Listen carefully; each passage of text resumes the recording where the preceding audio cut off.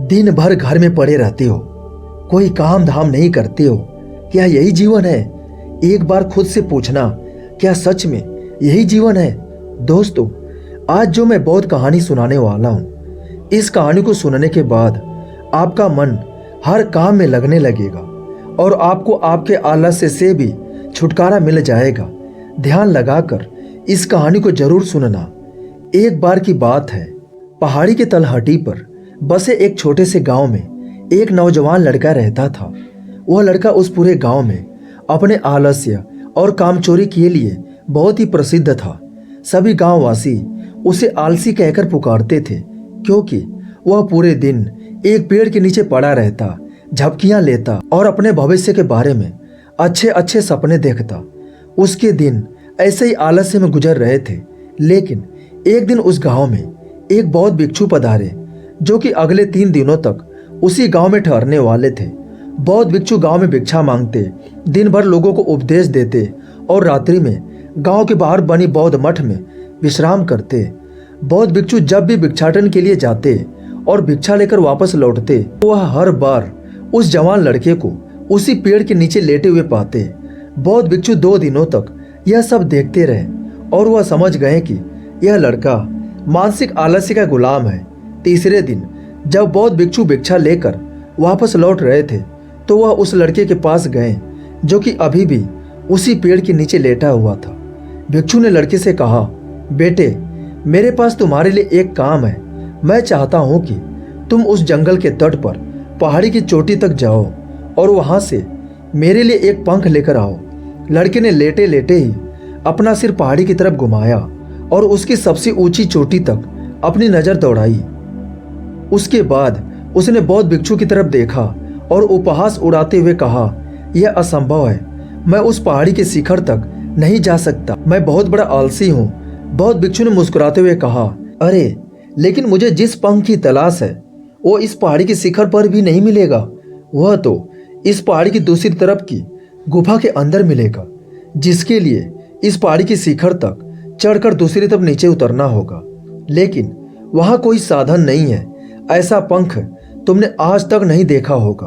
वो एक बहुत ही दुर्लभ लेकिन सुंदर पंख है, जो अपनी रोशनी बिखेरता है। भिक्षु की इन बातों से उस लड़के के अंदर उत्सुकता जागी। आज से पहले ऐसे किसी पंख के बारे में कभी नहीं सुना था और ऐसे रोमांचक सफर के बारे में सोचकर वो अंदर से बहुत ही उत्साहित हो रहा था। इसीलिए उसने भिक्षु की चुनौती को स्वीकार करने का निश्चय किया और उसने पहाड़ी की तरफ चल पड़ा। लेकिन चढ़ाई बहुत लंबी और कठिन थी। जल्द ही लड़के का शरीर थकने लगा, सांसें फूलने लगी और शरीर से काफी पसीना बहने लगा। लेकिन फिर भी उसने चलना जारी रखा। वह जैसे जैसे ऊपर और ऊपर चढ़ता गया, उसे प्रसन्नता और उत्साह की अनुभूति होने लगी, जिसे उसने आज से पहले कभी महसूस नहीं किया था। अंततः जब वह कड़ी मेहनत और लंबे प्रयास के बाद पहाड़ी के शिखर पर पहुंचा, तो वह पूरी तरह से थक चुका था, लेकिन वह बहुत ही खुश था। उसे अंदर से आत्मसंतुष्टि का एहसास हो रहा था।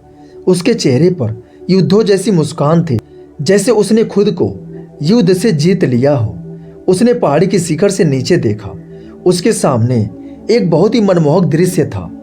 उसने अपने अंदर एक उपलब्धि की भावना महसूस की, जो उसने आज से पहले कभी नहीं की थी। लेकिन असली चुनौती आगे थी। लड़के को पहाड़ की दूसरी ओर उतरना था और उस गुफा को होना था जहां पंख मिलने की बात कही गई थी। नीचे उतरना और भी ज्यादा मुश्किल व खतरनाक था, क्योंकि ढलान ज्यादा खड़ी थी और चढ़ाई के समय लड़का कई बार लड़खड़ाया और गिरा भी था, तो वह डर भी उसके अंदर था। लेकिन भिक्षु को पंख लाकर देने के वादे की वजह से वह लगातार आगे बढ़ता रहा। काफी खोज मशक्कत और कड़ी मेहनत के बाद जब अंत में गुफा तक पहुंचा, तो उसने देखा कि पंख वहीं पड़ा हुआ था, जो गुफा के प्रवेश द्वार से छनकर आ रही रोशनी में चमक रहा था।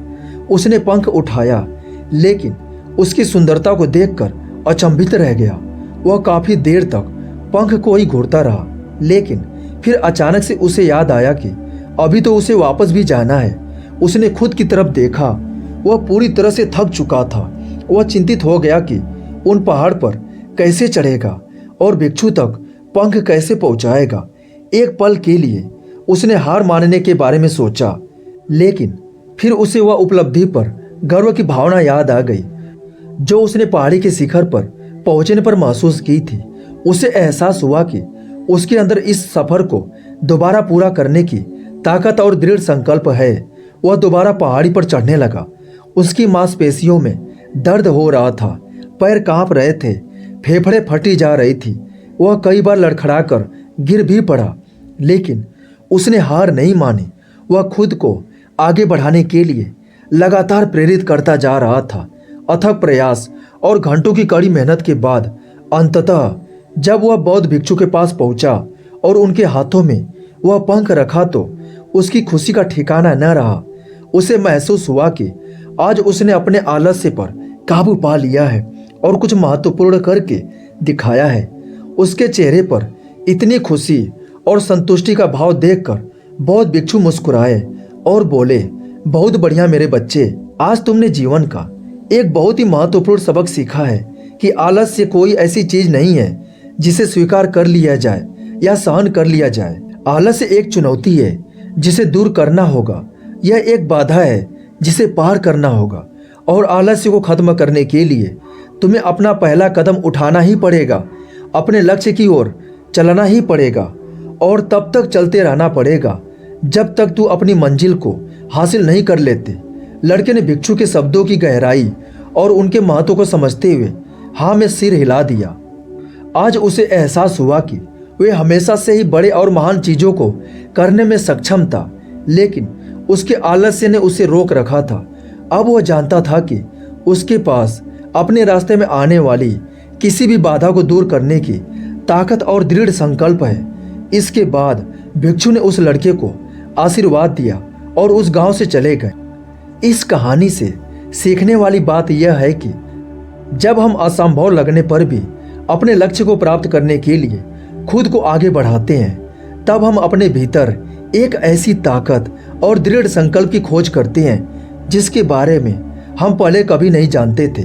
आलस्य पर काबू पाने के लिए हमें खुद को चुनौती देनी चाहिए और बहुत बड़ी महत्वाकांक्षी लक्ष्य बनानी चाहिए।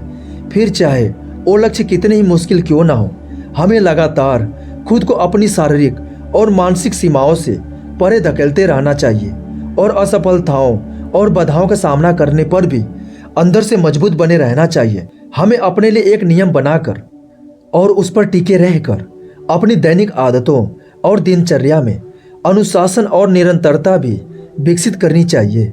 हम कुछ ऐसी अच्छी आदतें बना सकते हैं जो हमें मन न लगने पर भी ध्यान केंद्रित करने और क्रियाशील बने रहने में मदद करती है। एक और महत्वपूर्ण बात, आलस पर काबू पाने का मतलब विकास की मानसिकता विकसित करना है।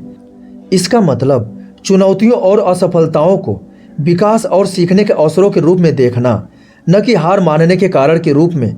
विकास की मानसिकता को अपनाकर हम सफलता के बारे में अपनी सोच को नया रूप दे सकते हैं और इसका अपने सुधार व सीखने के लिए उपयोग कर सकते हैं। और अंत में हमें अपने आलस्य पर काबू पाने के लिए अपने आराम को छोड़कर जीवन की चुनौतियों और अवसरों को स्वीकार करना ही पड़ेगा। नमो बुद्धाय।